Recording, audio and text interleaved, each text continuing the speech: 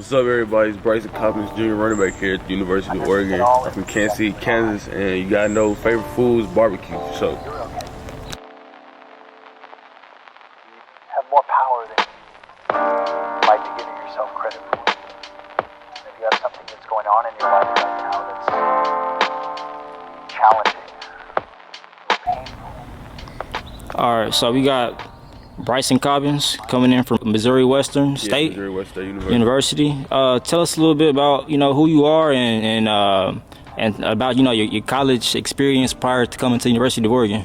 Prior to the University of Oregon, I was at Missouri Western University, D2 in Missouri. I hit the transfer portal, and then now I'm at the University of Oregon, loving it, man. Working, grinding every day, just trying to get better. All right, so being a 2020 high school graduate, what was your recruitment process like? We know that having to choose a university to commit to for 4 years could be kind of stressful. Yeah. It's a big commitment. So what was that recruitment process for you like? We got scouts coming out to the practice, to the games, and doing analyzations, and you got people wondering what you're gonna do. Right. Let me know what that experience was like for you. It was definitely a stressful time because it's a big choice. Like you said, they say it's not the decision for the next 4 years that determines, but it's something that matters 40 years down the line, depending on what school you go to. I would say just go to the school where you know that they want you. A lot of schools go out, tell you this, tell you that, and at the end of the day, a lot of it don't even be true. But when you go on visits, talk to the coaches, you'll know which relationships is genuine, which ones is fake, which ones is just there for like social media benefits behind it. And then also now with NIL, it's a big thing with money. People worry about money. That's stuff you can't really even worry about, honestly. It's more if the school fits you, if you feel comfortable around the coaches and then the players in their area. And then honestly, like the other important part is if the university got your major or not. Because like I said, the ball can go flat one day. So you got to take care of the school first. But just weigh out all your options. Don't go with the first option always. Just sit back and look at the best options. Like I said, weigh everything out. So you got to kind of recruit the school like the school recruiting you. Yeah, right. So you can't, like I said, recruit the school. Don't let the school recruit you. The same way the coaches ask you questions. What you think about this school, so on. So you ask them the same questions back. How do y'all think about this issue? Or how do y'all feel about this? Or what is this stuff that y'all do? So don't be just the interviewee, be the interviewer at the same time. So. All right, so let me know, like, what was the main difference from, coming from a Division II university to Division I, like, competitive-wise and, like, as far as the experience on campus? Like, what's the difference? I'd say definitely, for example, campus, is bigger. It's a lot more people. You can get lost a lot much easier out here. But, competition-wise, it's football. Everyone's good. Even the most people are good all over the place. But you just got to just compete and grind because now with the best of the best. When it comes to differences, man, everything. I feel like everything's much bigger here. We had indoor facilities, good weight rooms in my old school, but here it's top of the level, top notch. Everything's at the top, highest it can be. So that's probably the main difference is the resources here and the management people behind the scenes. So looking at like the NIL and student athletes and getting paid for, the hard work that we do on the campus every single Saturday. Tell me a little bit about that, because some players from back in the day had their last names or had their faces and their pictures on video games and T-shirt and jerseys inside of the merchandise store. Tell me about what you've experienced and kind of like what that's like having an opportunity to actually make a little bit of change off your last name. It's much different now. Like, so the game has changed a lot. At first, previously, NIL wasn't a thing, but now it's a good thing and a bad thing at the same time. All of us athletes, a lot of times we don't have time to work. We don't have time to have those little side gigs jobs where we can make extra money. And NIL is a good job or a good way for us to get that. So, sometimes, your jersey be for sale, or you can have like different player exclusive deals going on, which helps us because, at the end of the day, we work hard. And like I said, we don't have time to make money. So, luckily, NCAA, let that pass so we can get some type of reimbursement for the hard work we put in, for the money that we do bring to these universities and everything. So it's just a little payment, but it helps for sure, definitely.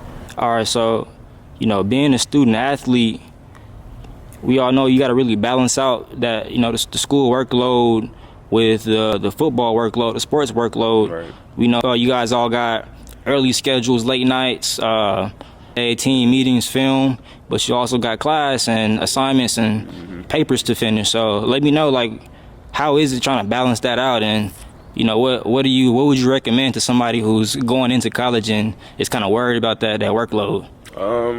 I mean, typically you get a schedule, kind of what your weekly schedule will be like, so you kind of know when you'll have free time, when you'll have off time. And I mean, it just comes down to that mental toughness part. When you're tired, you just got to do the homework.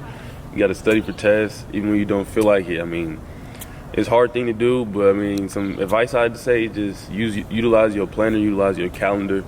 Personally, I have a whiteboard in my room where I write my assignments, like things I need to get done for the week done, and then just cross them off as I go. That's what helps me stay organized and on top of my game. All right, so coming to Oregon is one of those universities, unlike the rest of them. What I mean by that, it's the O. You got Nike, you got the uniform, the combinations, and you just got choices. Whenever you get to that locker room on Saturday, what are we wearing tonight? Yeah. So some colleges just got one helmet, one home jersey, one away jersey, one set of pants. Yeah. So like, tell us what that's like, being able to play for Oregon and kind of just how to be spoiled like that, having to deal with Nike and just having the O on your back. It's like, it's pretty fun, honestly. I mean, when it's different weeks and different games and you see different uniform combos, I mean, people do get pretty excited. But I mean, luckily, like you said, Oregon blesses us with a lot of gear, so we have a lot of options to use. I mean, you want to use arm sleeve, leg sleeve, ski mask, I mean, everything you can think of, we have it all. So, I mean, like, shit, I mean, I don't know. Nike really just be giving us a whole bunch of stuff. Yeah, you got the connection. Phil Knight be doing his thing. Yeah, definitely.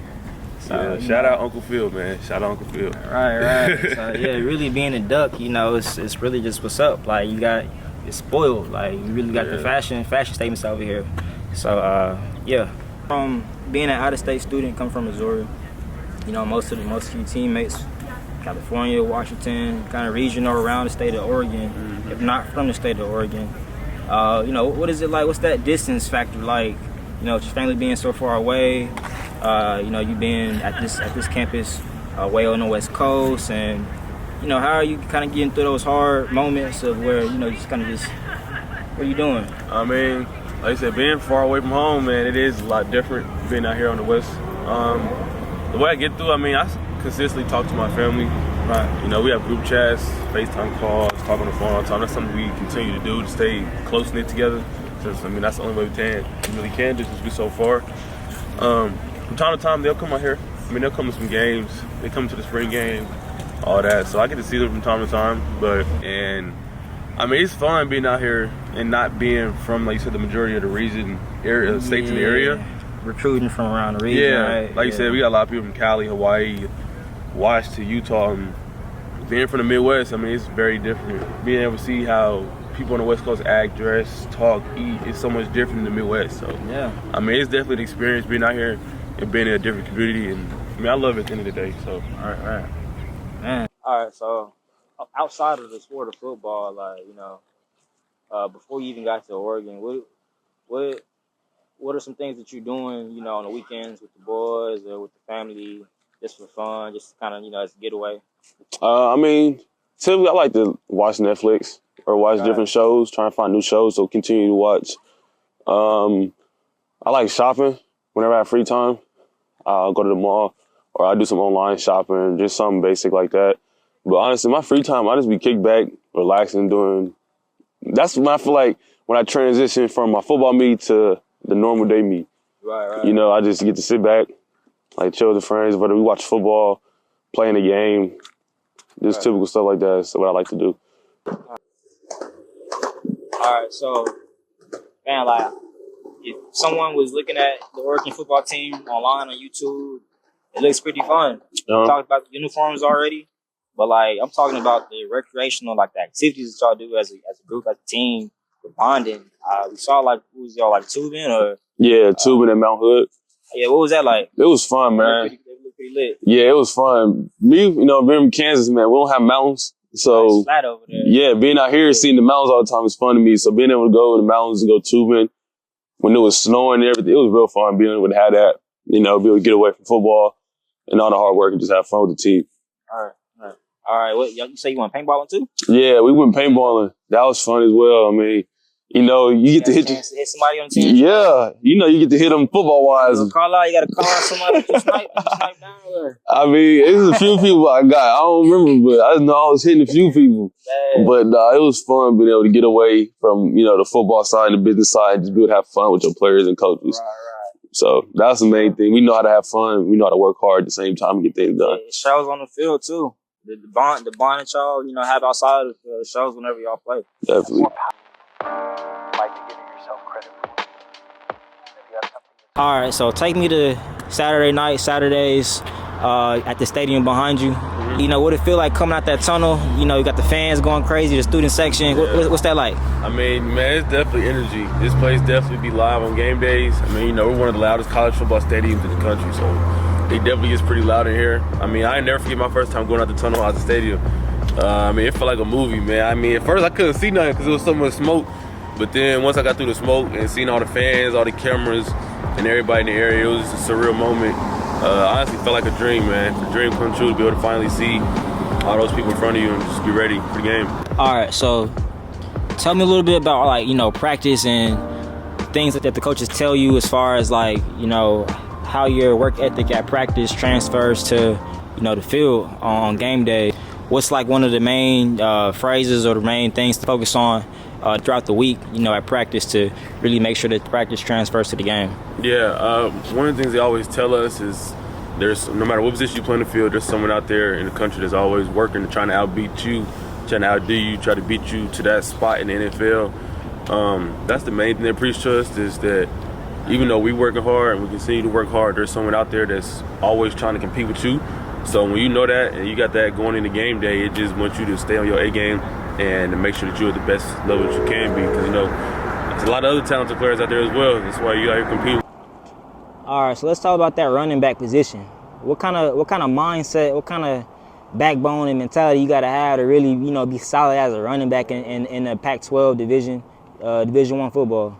Man, just playing the running back position, period, man. You just got to have that dog mentality.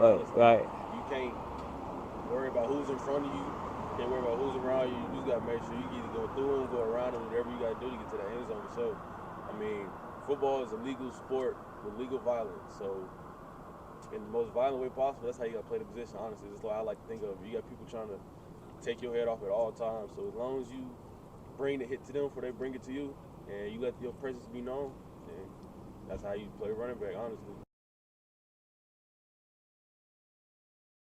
What's your favorite thing about being an Oregon Duck? Man, honestly, everything. Ever since a kid, this has been my dream school to go to. I mean, I had the little mini football helmets, the little Oregon socks as a kid. So being able to come here after they hit me up in the transfer portal was a dream come true, man. I mean, we're a close-knit community. We care about each other. We love each other. And we work hard to get that common goal, man. It's really a true brotherhood here. We all connect. All right, so what are you majoring in? Like, tell me about your degree plan and what you plan on doing, you know, during and after school. Yeah, man, I'm majoring in advertising with a minor in sports business. I mean, the plan is to do something either social media-wise in relating to advertising athletes, or trying to get a job at Nike, whether that's designing clothes, working behind the scenes with going out, you know, meeting with athletes, figuring out what product they like, taking a review back to the company. I mean, that's just something I have in mind doing. I still want to continue to be in sports even when I'm done playing, because it's my lifestyle, man. It's what I love to do. So staying in sports is something I definitely want to do in my career eventually when football's over with. You got a LinkedIn page? Yeah, man. Brison Cobbins, man. Just the name. Follow me on the LinkedIn page, you know. Yeah, all right, straight up. Follow me on the LinkedIn page. Already. It's all about the network. Yup. Yeah, once again, man, it's Brison Cobbins, redshirt sophomore running back here at the University of Oregon. I'd like to appreciate Dolo Talks podcast, being able to come out, talk to me, and being able to spread the love, man, about Duck Nation. Thank you. Underneath it all, everything's actually all right. You're okay.